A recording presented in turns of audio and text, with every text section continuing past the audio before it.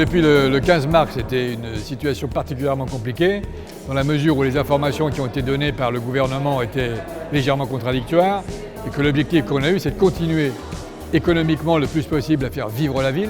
C'est-à-dire qu'on a fait en sorte que le marché, par exemple, puisse rouvrir.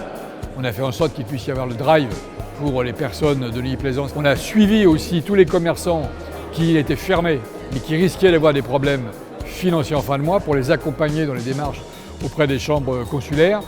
Et puis on a fait en sorte d'accompagner aussi toutes celles et ceux qui étaient dans des difficultés physiques, notamment les plus anciens, avec le centre municipal de santé qui a continué à fonctionner. Les soignants ont continué à voir les personnes âgées. Et pour le coup, on a vraiment vu là, à cette occasion, combien les agents communaux étaient particulièrement investis. C'est un mandat qui va être très compliqué, dans la mesure où évidemment pendant la campagne électorale, nous avions un programme très clair, avec des objectifs d'investissement, sauf que là nous nous retrouvons dans une situation qu'on ne connaît pas encore, avec des milliards qui ont été dépensés avec les gilets jaunes. Maintenant c'est le Covid. Je crains malheureusement que les collectivités territoriales passent à la moulinette, ce que je comprendrais d'ailleurs. Je ne vais pas être un des élus qui va pleurer, je pense que tout le monde doit mettre la main à la poche et faire en sorte que ça puisse redémarrer, parce que c'est ça le sujet, des redémarrages économiques et sociétal de notre pays. Donc on fera ce qu'il faut, mais ça va être extrêmement compliqué. Donc on va attendre avec impatience ce que vous nous annoncez le Président et le Premier ministre pour savoir exactement ce qu'on va pouvoir engager sur cette année 2020.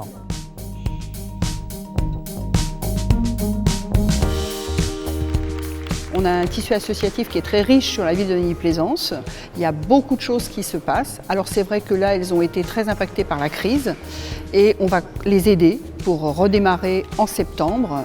On les a toujours aidées par des subventions ou des actions dans leurs événements.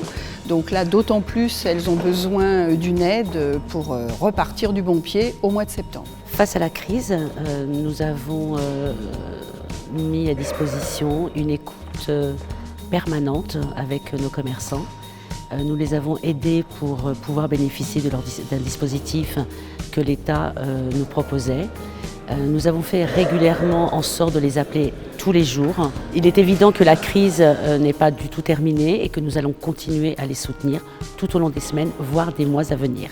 Sur le côté culturel, sitôt qu'il y aura la possibilité par rapport aux règles de l'État, donc des organisations d'événements, ce sera de rebâtir un programme culturel sur les bases qui étaient fondées avec toutes les grandes lignes et puis en essayant de développer par rapport à l'ensemble des habitants de la ville tel que nous l'avons fait sur Je décide pour ma ville, de façon à être à l'écoute des Nocéens et des Nocéennes. Le défi de la délégation des affaires scolaires est bien entendu, au vu de la crise qui se déroule actuellement, de faire que l'accueil des petits Nocéens à la rentrée de septembre se fasse dans les meilleures conditions sanitaires possibles et également que les enfants se sentent épanouis en sécurité. Nous avons aujourd'hui la deuxième fleur et le gros challenge pour Neuilly-Plaisance c'est de continuer à développer son espace vert, sa gestion différenciée et aboutir dans 3 ans à la troisième fleur. Nous avons un cadre de vie exceptionnel sur Neuilly-Plaisance. Je citerai également le nettoiement qui est exceptionnel et qu'on continuera à développer et à enrichir pour revoir le secteur. Aujourd'hui, on va travailler sur la commission des crèches dans l'attente de pouvoir répondre à la demande des parents pour qu'on puisse offrir une place à chaque enfant.